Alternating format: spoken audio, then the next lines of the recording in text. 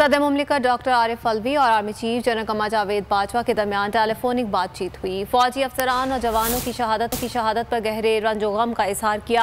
Army chief general Kumar Javed Bajwa ने कहा, इमदादी सरगर्मियों के दौरान खराब मौसम की वजह से हद निगाह कम हुई, जिसकी वजह से हेलीकॉप्टर को हादसा दरपेश आया। सदर मुमलिकत आरिफ अलवी का आर्मी चीफ को टेलीफोन। बलोचिस्तान में पाक फौज के शोहदा को खिराज अकीदत। टेलीफोनिक गुफ्तगू में आर्मी चीफ ने कहा, तमाम फौजी अफसरान और जवान जाम शहादत नोश कर चुके हैं। हेलीकॉप्टर का मलबा हासिल कर लिया गया है। खराब मौसम के बायस हद निगाह कम हुई, जिसकी वजह से हेलीकॉप्टर को हादसा पेश आया। सदर मुमलिकत ने फौजी अफसरान और जवानों की शहादत पर गहरे रंज और गम का इजहार किया। शोहदा के जनाजे में शिरकत करने और अहले खाना से इजहार ताज़ियत करने का भी यकीन दिलाया।